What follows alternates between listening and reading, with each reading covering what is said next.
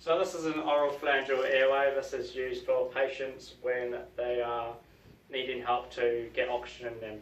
It is used when the Glasgow Coma scale is either under 8 or the variable response is under 2.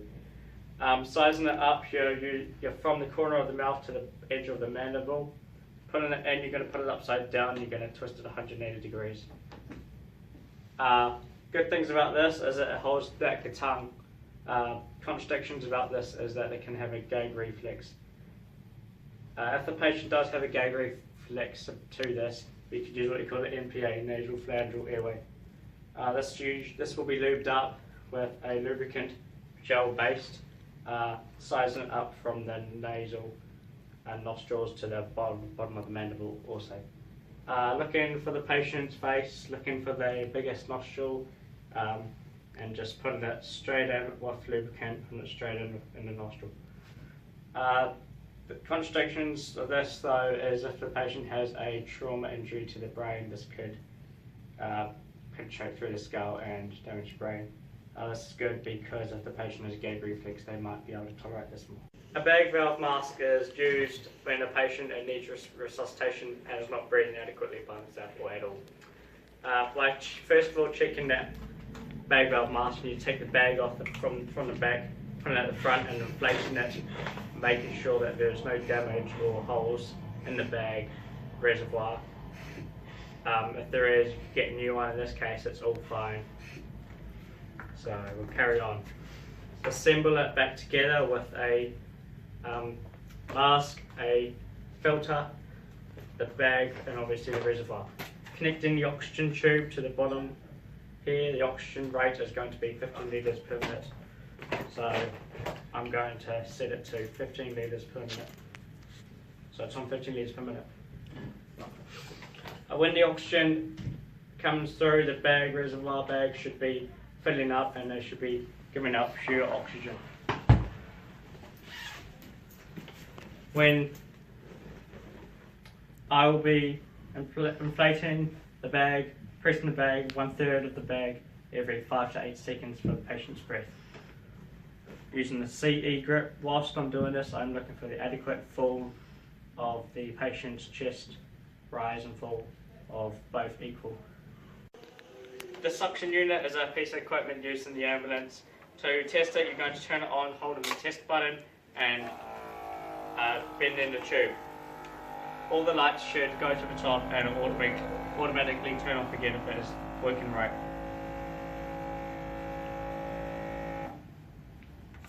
So that's all working. I'm going to turn it back on again. I'm going to test the rigid catheter, feeding for some suction out the front, so there is suction. Demonstration on a patient. The patient should be in a lateral position, on their side stable position. Going in only as far as you can see and putting your finger over the hole, suctioning on the way out for no more than 10 seconds. Contradictions for using this should not be used in a moving vehicle as it could have muscle tissue damage.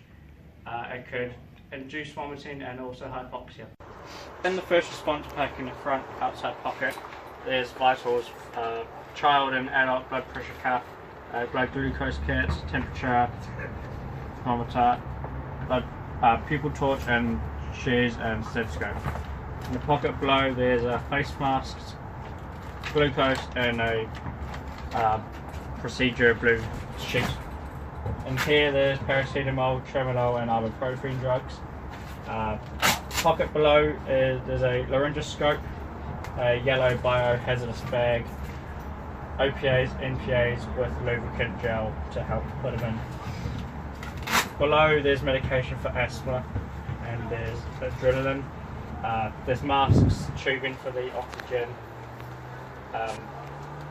different masks including nasal, simple, and nebulizers for child and adult.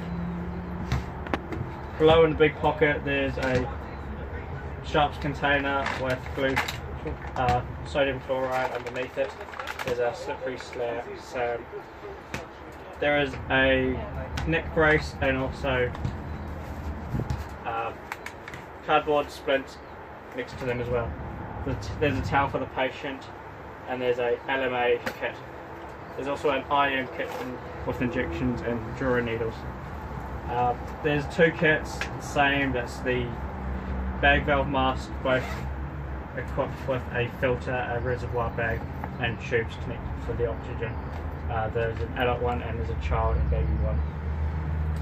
In the pocket next to here is the trauma kits. So there's the bandages, the triangular bandages, dressings, tape and tourniquets. Over here there is a glycogen hypo kit for diabetics. There's sugar in packets, and again there's more glucose in there. Under here there's a pain relief spray, there's a couple of puke bags, and there's the neck mobilizer lanyard. So this is the LifePak 12 defibrillator and also an ECG monitor. So first of all, we've turned it on, and I'm going to press advisory and I'm going to enter the manual mode. Entering the manual mode, I can then go into options and press user test.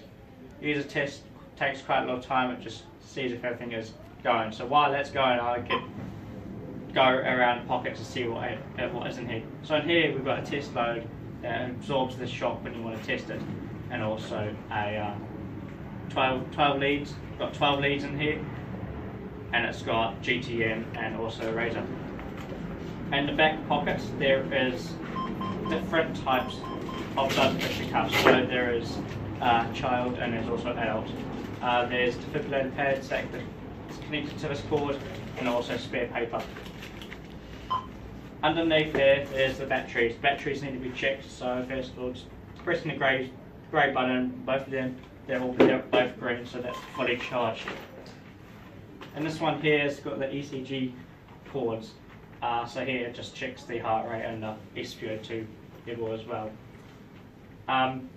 Also, say this is just finished, the test has just finished, it will come out and print off a piece of paper that's just saying test passed. Going into options, I can go into alarm volume, and I can just adjust the volume if it's really loud, if it's really quiet. Analyzing now. Stand clear. So also I can change the lead No size. shock advised. I can change the lead size so I can make it go 2, 3, 1, showing 3 different types in one screen.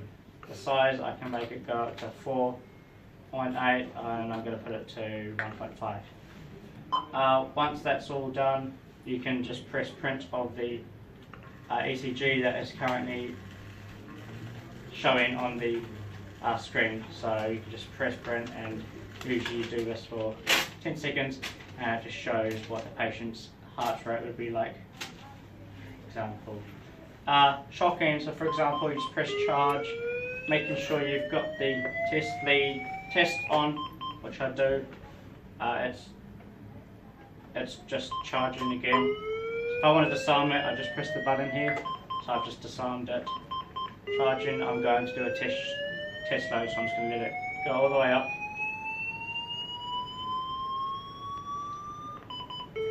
So shock, I'm going to make sure it's clear, and that is just the shock right there, testing.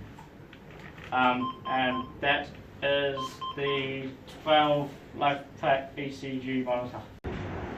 So we're arriving to the scene. First of all, we're going to look for any dangers on the scene. I can see lots of people, there's people playing sport. The weather is really sunny right now, so I feel like I don't smell or hear anything dangerous. I feel like it's safe. Do you feel like it's safe? Cool, so we're going to arrive. I'm going to hello, I'm Max, and can you hear me? No, so there's no response to voice. If you can come around and get the oxygen drop ready. So I'm going to put some pain in your pain. There's no movement to pain. I'm going to get back up, so I'll ask for an ICP or a backup ambulance. I'm going to check the airway, see if the airway is clear. Airway is clear, so I'm going to check for your breathing for 10 seconds. Rise and fall of the chest, listening and feeding for any air on the air. So there's no breathing, I'm going to ask if you could start CPR.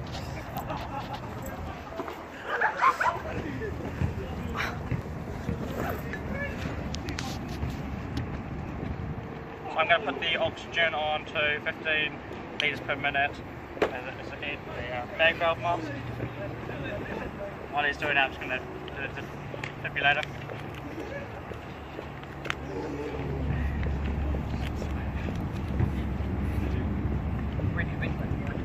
Yep, so stop. Yep. Keep going. Analyzing heart rhythm. Start smoke the Do patient. not touch the patient.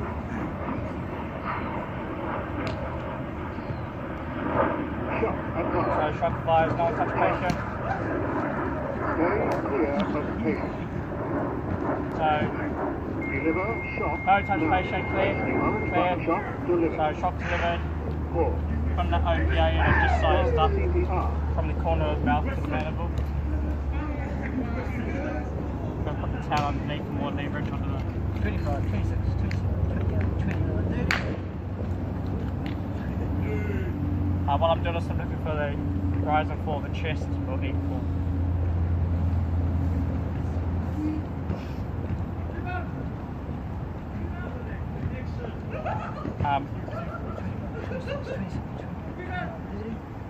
I'm only pressing 1/3 of the bag not to get all the air in, or else it'll go to the stomach and may cause vomiting. While this is happening, I'm also looking at the patient to see if there are any changes, but right now it's still good. I've communicated with my partner at the next round of the AUT, we're going to swap over, alright? Yep, you're going to be at the head.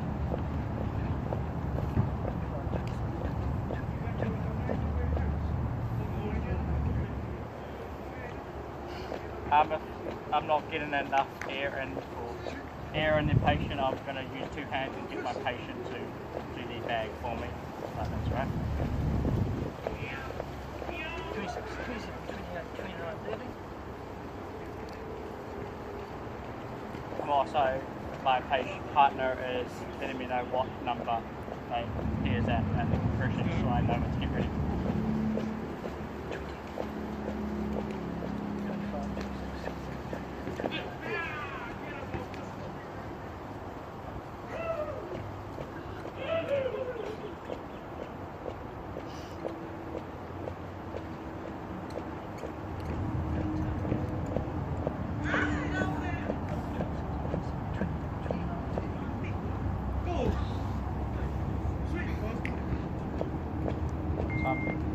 Stop CPR.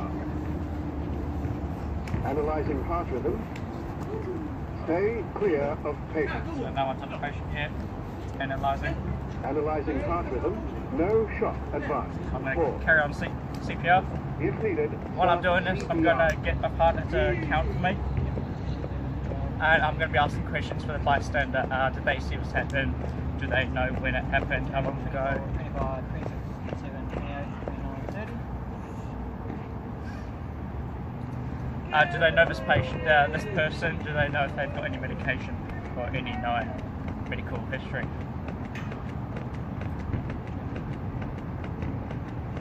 While I'm doing this, I'm looking to see if there's